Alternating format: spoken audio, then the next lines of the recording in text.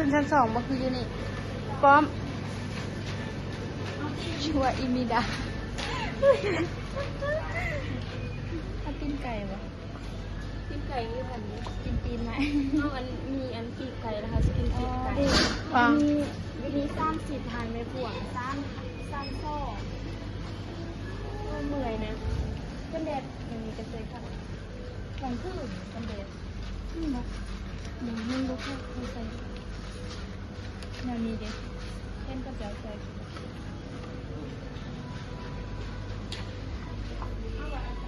เอายังเอา10,000 ว่ะ10 บาท 10,000เลยเอาค่ะ30มาค่าย10,000ไงถามอะไรดิถามอะไรดิ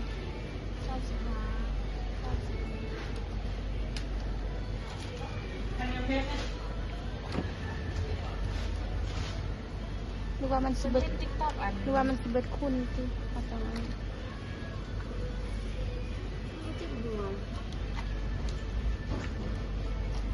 เพราะว่าอันนี้10,000อันนี้ตีโบเทคในปอบอันนี้ในเสาเก่า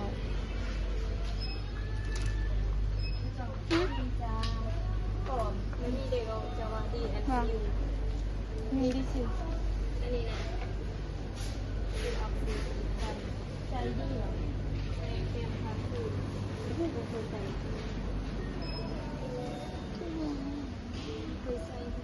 ไอ้น้อยใส่ตัวนี้แหละ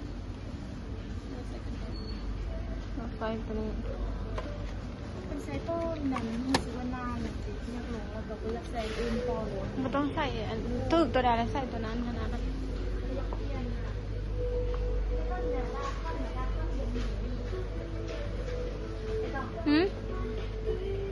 ไม่ยัง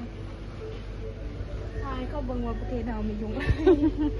เอานี้ไปอุดหนุนแมงมีเด้อแมงวันกับแมงมีวันกันแมลงเดียวแมงมีน้อยแมลงสาบนะเอาไปซื้ออันนี้กับสักอันนี้บอกไว้บ้าง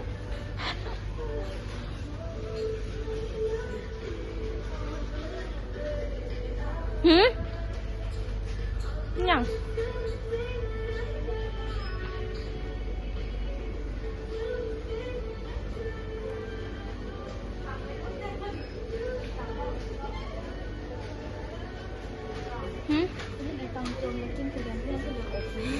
บ่อยากกินตัวสดๆบ่อยากกินตัวอบคือแบบมันมีเปลือกเหรอ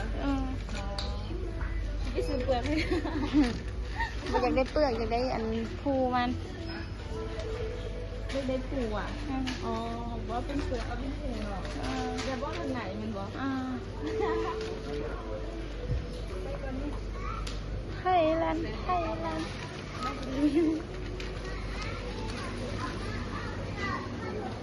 ความจริงกระดมบ้าง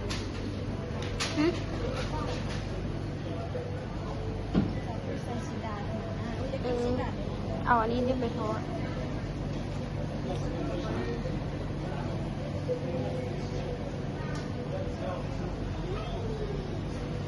โชจู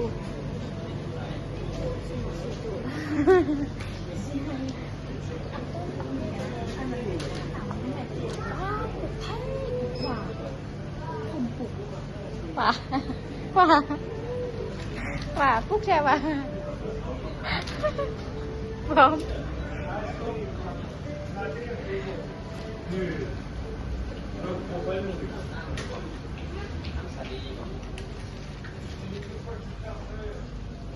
พาคุณดูร้อนนี่ให้ซื้อให้คนกินซื้อให้อมกันแล้วจับไปเช้านั่งอยู่นี่คุณมาเลี้ยงตัวเองเนาะได้ป่ะขึ้นชั้น2แล้วสาวนุชขึ้นชั้น2เบิ่งแท้เบิ่งมาบ่เห็นอันนี้ค่ะบ่หว่า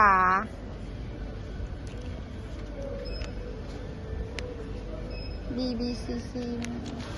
ก็จับเตียนเนาะน้อยเนาะตะกี้คือเบอร์ไซส์อันนี้ได้ตัวใจเป็นไซส์จะ2 สีฟ้าวันสีเขียวตัวนี้ก็ไซส์แล้วก็ เขาใส่แต่หางจระเข้หางจระเข้ดำให้หน้าดำถูกเลยหางจระเข้ตัวนี้แหละโอเคถือว่าแบบมันบ่ถือกับเฮาอะนะเดี๋ยวนี้เขาบ่เคยใส่จักตัวมันเป็นสีทะเลเนาะปอมฮอตไซเนาะหน้าแบบมีออร่าได้คนบอกจะซื้อตัวนั้นแล้วตะกี้เขาใส่นาเป็นผู้ดีคนเปลี่ยนใส่ก็มีกับตัวนาเป็นผู้มีอันนี้เป็นอย่างอันนี้ใส่หนาเจลหน้าใสทาก่อนนอนผิวเด้งเห็นน้อยที่บ่ใส่อันนี้เมียนหน้าเราเนียนเลยจะดูเราจะยังเราใส่ได้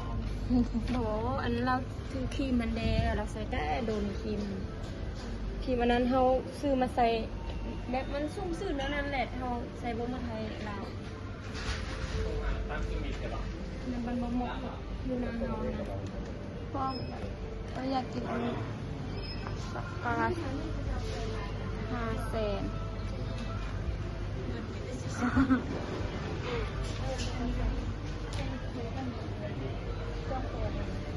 พอแฟะนี่ว่าตะกี้คือไว้กับไซอันนี้เขาใส่อันนั้นมาเลยเขาใส่อันนั้นมาเลยใส่อันนี้คนโบคนมาเขาไปซื้ออะไรมันจะเป็นต้นนี้แต่อันนี้ย้ำเกิบนักรีวิว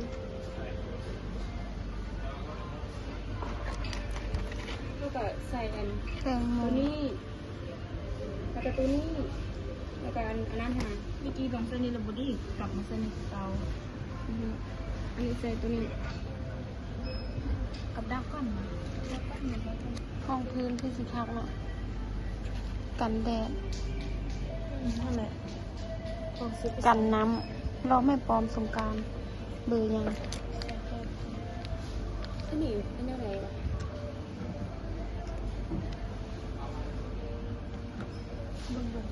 อันนี้เป็นสีเหลืองเนาะไม่สีสุพรรณ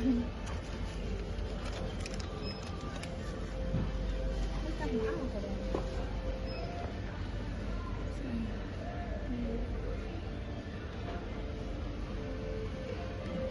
ไปเหรอเขาไปเดินไป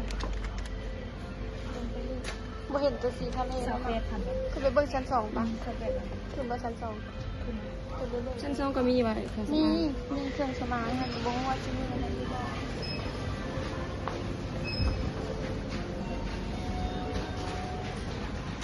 งเข้ากันละเจ็บหัวดูยากมันก็ประมาณ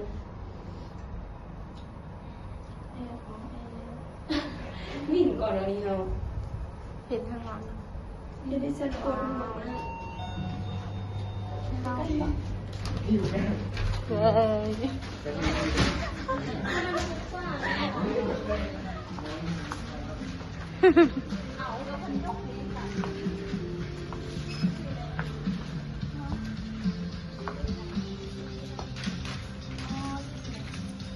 19,000อันหนึ่งวะอุ้ยคือหอมทุกหอมก็เป็นกระแสบันหอมเลยทาแล้วก็อันนี้เห็นเขาจะโฆษณาเนาะดีได้หน้าใสแต่เขาไม่เคยใส่มันเบิ้ลเลยซื้อมาใส่เป็นล้างผมนี่มันเบิ้ลเลยกลางคืนกลางเว้นได้ตอนได้ใส่ทูเกียนทูเกียนนี่นะแถวนี้แหละคือว่า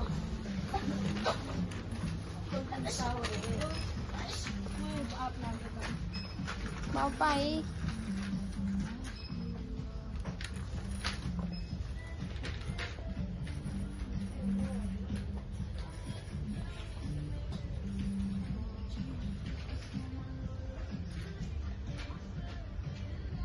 ปลอมนี่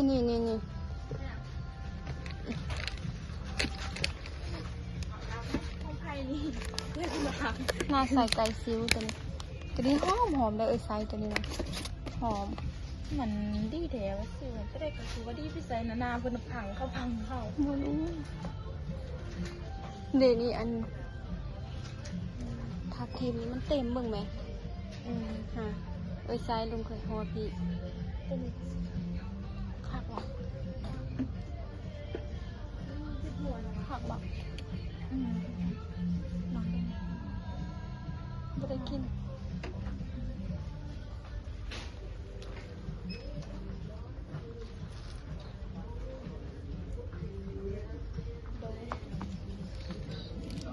หอมก่อนชิ้นเป็นข้าวอันนี้ก่อนรอบนี้60 80 บาทดีจ้อย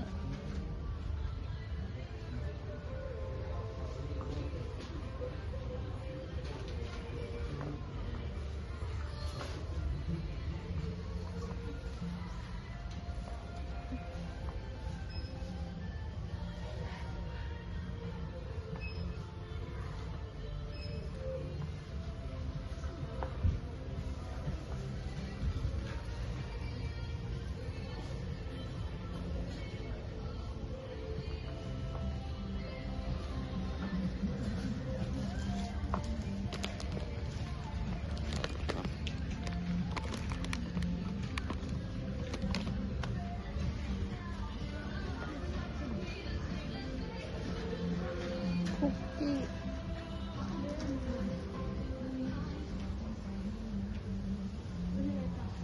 บอกเอามีไปไว้ว่ะเอามีก่อน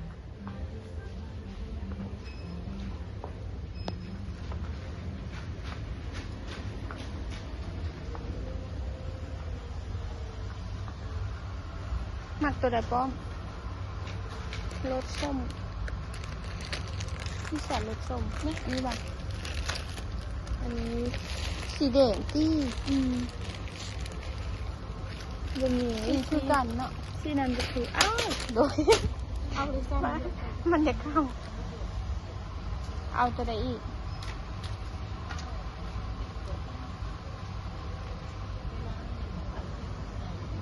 เอาว่าร้อนเด้มาอันมาหมูสับเป็ดพะโล้ตัวนี้จ่างสิบอกตัวนี้เทียมข้นสุกี้นี่แซ่บจะถือม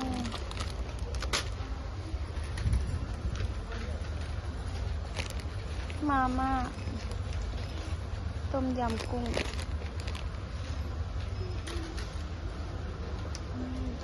ฮะมีโอเค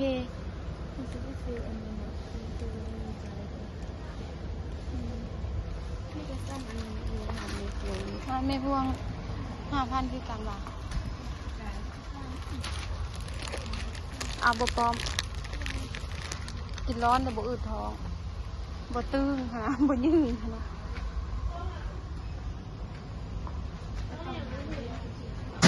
โอ้ยโอเคถูกใจ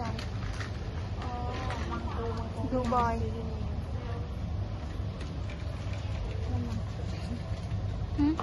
เซฟได้ไปใส่ยำสลัดตัวนี้มันออกสีอันนั้นส้มแบบประมาณนี้แหละตัวนี้จะรสเนยแบบอันนี้ตัวนี้เซฟก็คือกันเนยเป็นอันชาอะไรแยมอะไรประมาณนี้ฝรั่งซีเสื้อบอกมันต้องกินมีกะทิอันนี้แบบว่าโรยสมีเรากินมันช่วยเข้ามาแล้วเอาวันนี้โหยมันว่าช่วยเข้ามาแล้วเนี่ยพวกนี้ดาเป็นคนที่มัสลีอกชูเ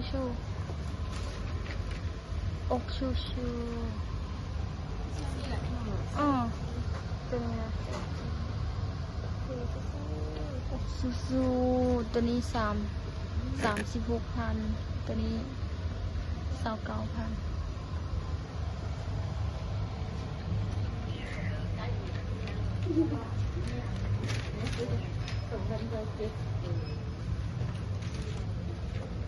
น้ำตาลวะพร้อมน้ำตาลสายหมักน้ำตาล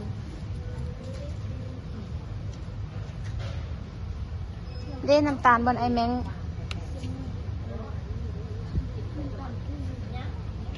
น้ำตาลบนไอแมงอันนั้นเป็นออยเนาะออยหรือว่าบ้านกันได้ซุปเปอร์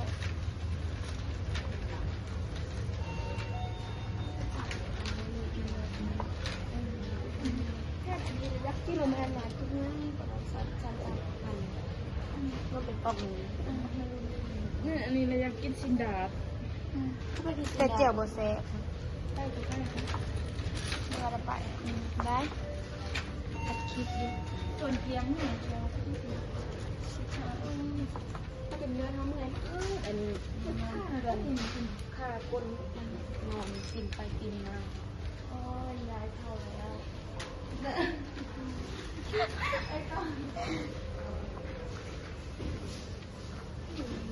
อันนี้ตั้งที่เราต้องที่หักคอ บอกว่าว่าโยกไอ้หมดกัน อันนั้นดี อันถ้าตกแต่งหนาอุ้ยเอาไปใบด้มเคี้ยว ไปเลยสามปอมอันนี้ต้องแต่งเค้กที่บ่อ นี่ตกแต่งเค้ก นี่เขาใส่เค้กอะไรทำไม โอ้ก็จะประดับอันนั้น ว่า นี่บวง อ๋อซอย บวงจะนี่มันพี่เป็นฮอนจานเอาไว้มาดีนะ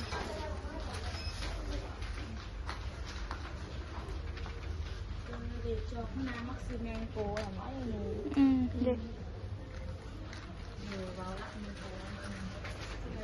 น้ำอย่างนี้นะ มาเบิ่งอันนี้นี่ปอมปืนเรียงน้ำปอม อันนี้ให้คุณนะ ปอมอย่างใดอันนี้อู้55,000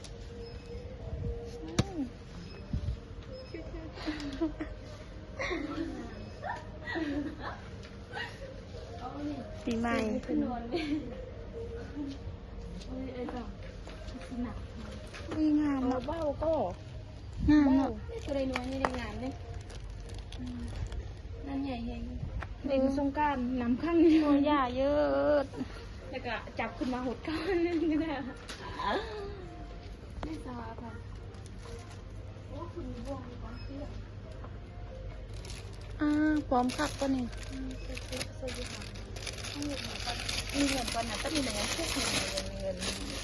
เงินกินข้าวเงินเฮ็ดเบียร์บางตัวจริง นอน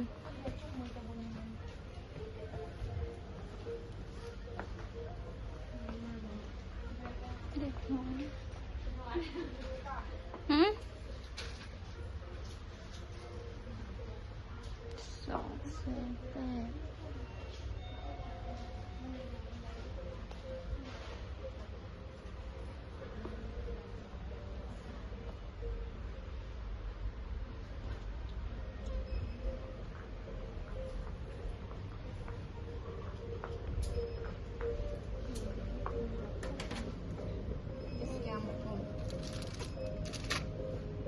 เป็นมาซื้อแบบนั้น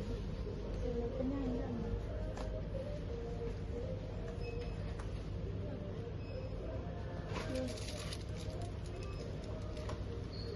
สิ้นละแค่15,000 บัดนี้บัดนี้แหละห้ามนั่ง ไปยืนไปนั่ง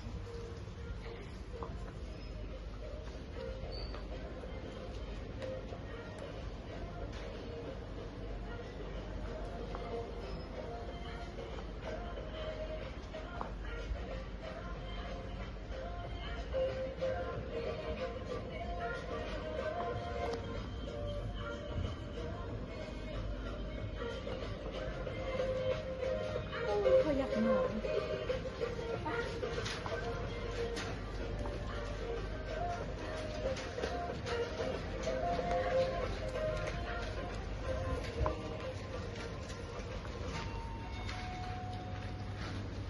อันนี้เป็นอย่างเดี๋ยวป้อมนี่ ตีที่บอกอันนี้ ตีตัวยุงตัวยุงหรือว่าต้องมัน โตบ้านหัวหน้าซื้อไปตอนนั้นเลยนะ ตีคน 12,000 ปากคน ตี คนก็ได้ ตีปากคน12 ตีอันชุบพวกแมงวัน